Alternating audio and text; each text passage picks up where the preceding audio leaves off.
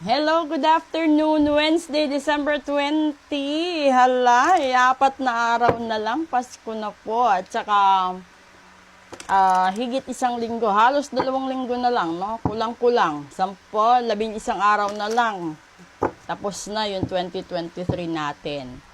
So, ito yung daily episode natin. 31:14, 31:15, and 31:16. Una, mensahe. Ay, magic agad. Pangalawa,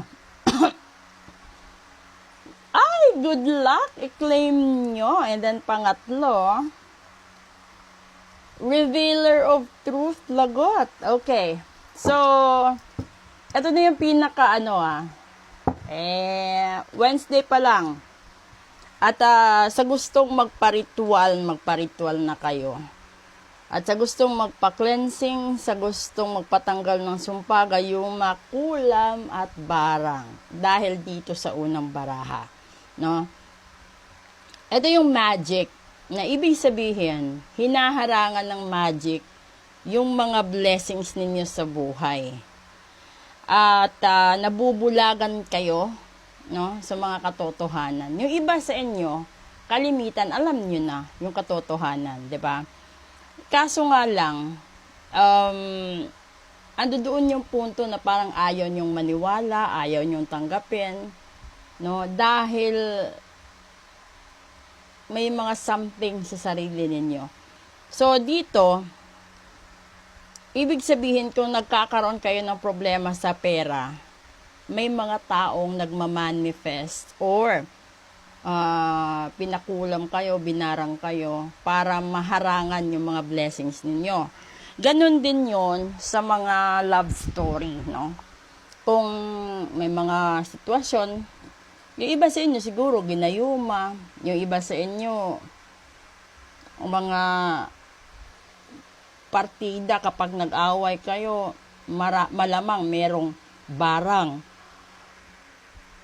Ngayon, yung gagawin ninyo, bago matapos ang taon, magpatanggal kayo ng barang, patanggal kayo ng kamalasan, patanggal kayo ng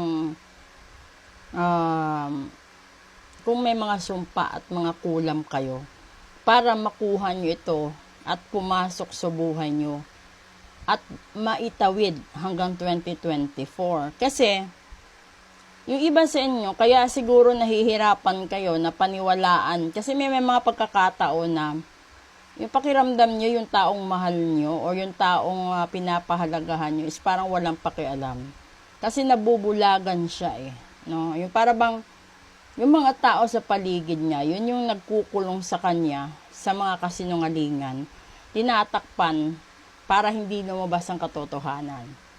No, may mga ganong punto. At yung isa dito siguro na nakikita ko is itong mga tao na gumagawa, no, ng kasamaan sa kapwa niya.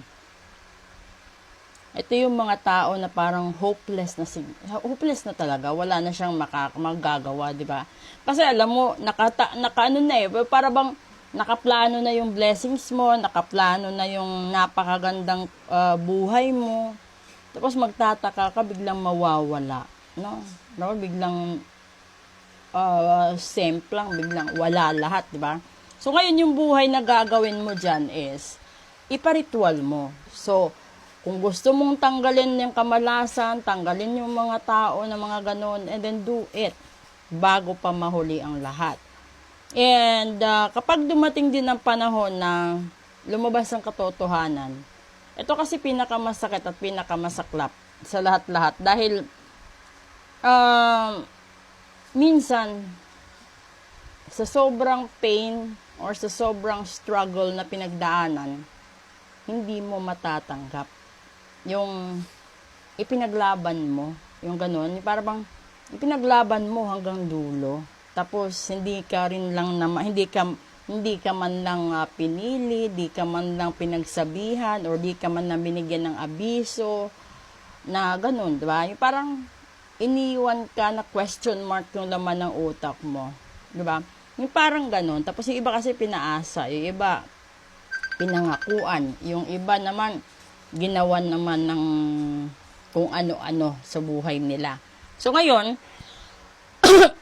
para maging smooth ang takbo ng 2024 ninyo, huwag nyo nang itawid sa 2024 ang kamalasan, kabiguan at mga kalungkutan sa buhay. So, sa gustong magpa-ritual, message nyo ako. Sa gusto namang magpagawa ng mga charms, message nyo lang din po ako. At kung meron namang mga iba sa inyo na may gusto kayong singilin, tapos di nyo masingil, then let me know, di ba? And then, sa mga tao naman na may nagkakaroon ng sakit, bigla ang sakit, magtaka kayo, lalong-lalo na kapag nagpa-hospital kayo, tapos negative. Tapos, may iniinda kayo. Ibig sabihin, gawa ng tao at hindi gawa ng natural na sakit. Okay? Basta mag-ingat kayo dito. Kasi unang bagsak Ito yung magic agad. So, ibig sabihin, yung mahik ka, tinatakpan yung blessings mo. And then yung iba, tinatakpan ng katotohanan. Alam niyo ba na kapag yung isang taong mahal ninyo, tinakpan ng gayuma, never niyang malalaman na ikaw pala ang totoo niyang mahal. Kasi ginayuma siya Or minsan, yung iba, nandoon sa punto na nabablackmail, yung iba nababribe, diba? May mga ganong punto. So, kailangan mong lagpasan lahat ng trap sa buhay mo, lahat ng tricks ng buhay, tsaka kailangan mong matuto. At doon sa punto na matututo ka, tanggapin mo na may mga tao na kahit gaano mo kamahal, kahit gaano mo ka pinapahalagahan, kung hindi naman nila nakikita yon, wala pa rin silbi, di ba? So, iiyak ka, malulungkot ka, kasi alam mo na mahal mo, di ba? Alam mo na ginawa mong lahat, pero hindi pa rin sapat. O, di may mga ganun drama. So, yan. Wala tayong magagawa, pero yung pinaka-the best siguro is, habang nandoon ka sa healing process or sa healing stage, then i-cleanse mo na yung sarili mo para pagtawid ng 2024, kahit ikaw man lang, no, maklear mo yung vibrations mo, maklear mo yung negosyo mo, yung trabaho mo, yung pamilya mo, para hindi na magkaroon ng sandamakmak na problema sa susunod na mga taon. Okay, proceed ho tayo sa special episode. Thank you!